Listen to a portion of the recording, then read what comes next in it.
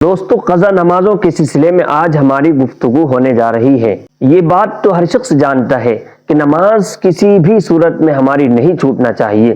اگر کسی شخص کی نماز چھوٹ گئی ہے تو اس کو پڑھنے کی سب سے پہلی فکر ہونی چاہیے۔ اگر کسی شخص کے اوپر کئی نمازیں قضا ہو گئی ہیں، کسی شخص کی کئی نمازیں چھوٹ چکی ہیں، تو اب ان کو کس طریقے سے قضا کرے گا، ان کو کس طریقے سے پڑھے گا، کس وقت میں ان کو پڑھے گا، اس کا طریقہ کار کیا ہوگا، اس کی نیت کس طریقے سے کرے گا۔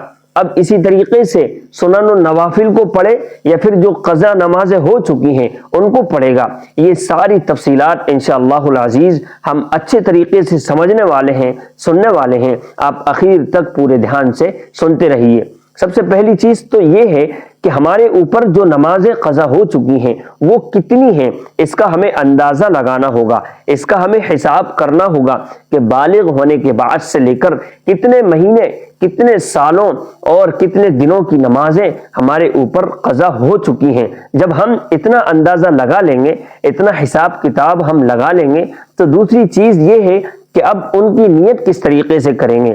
اگر ہمارے اوپر کئی نمازیں قضا ہو چکی ہیں تو اس کی نیت کا طریقہ کار یہ ہوگا کہ سب سے پہلے تو جتنی بھی نمازیں ہمارے اوپر ہیں اس کا شمار ہمارے ذہن و دماغ میں مستحضر ہوگا۔ پھر یہ نیت کریں گے، سب سے پہلے دن کی ظہر کی نماز جو میری باقی رہ گئی ہے اس کو میں پڑھ رہا ہوں۔ جب اس کو پڑھ لے گا تو پھر یوں نیت کرے گا کہ دوسرے دن کی جو ظہر کی نماز میرے اوپر باقی تھی میں اس کی قضا کر رہا ہوں۔ اس طریقے سے قضا شدہ نمازوں کی نیت کی جاوے گی۔ اب سوال یہ ہے کہ قضا نمازوں کو کن کن اوقات میں ادا کرے گا، کن کن وقتوں میں ان کو پڑھے گا۔ تو اس سلسلے میں ہمیں یاد رکھنا چاہیے کہ قضا نمازوں کو دن رات میں کبھی بھی پڑھ سکتا ہے، مکروہ اوقات کے علاوہ۔ حتیٰ کہ فقہاء اکرام نے یہاں تک اجازت عطا فرمائی ہے کہ صبح صادق کے بعد سے لے کر، یعنی جب سے فجر کی نماز کا وقت شروع ہوتا ہے اس وقت سے لے کر فجر کی نماز تک اور فجر کی نماز کے بعد بھی سورج کے نکلنے تک قضا نمازیں پڑھی جا سکتی ہیں۔ اسی طریقے سے عصر کی نماز کے بعد سے لے کر سورج کے پیلا پڑنے سے پہلے تک قضا نمازیں پڑھی جا سکتی ہیں، لیکن شرط یہی ہے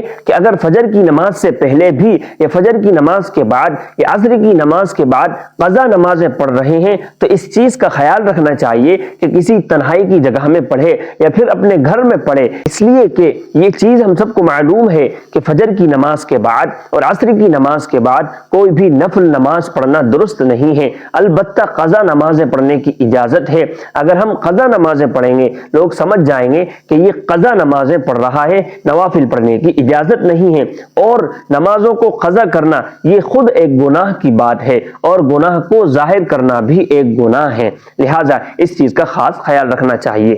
اب ہمارے اوپر قضا نمازیں بھی ہیں تو ایسی صورت میں ہم قضا نمازیں پڑھیں یا پھر دیگر سنن و نوافل کا اہتمام کریں۔ تو اس سلسلے میں فقہاء اکرام نے یوں ارشاد فرمایا ہے کہ قضا نمازیں بھی ادا کرے اور جو سنن و نوافل ہے ان کا بھی اہتمام کرے۔ اگر کوئی شخص سنن و نوافل کا اہتمام کرتا ہے تو قضا نمازیں نہیں پڑھ پاتا، قضا نمازیں پڑھتا ہے تو سنن و نوافل نہیں پڑھ پاتا، تو اس کے لیے یہ شکل بیان فرمائی ہے کہ جو سنتیں مؤکدہ ہیں ان کو ضرور پڑھے، اور جو سنتیں غیر مؤکدہ ہیں یا نوافل وغیرہ ہیں ان کی جگہ پر قضا نمازیں پڑھ لیا کرے۔ امید ہے کہ پوری بات آپ کو سمجھ میں آ گئی ہوگی۔ اگر کوئی چیز سمجھ میں نہیں آئی ہے تو کمنٹ باکس میں سوال کر کے پوچھ سکتے ہیں۔ جزاکم اللہ خیرا و احسن الجزاء۔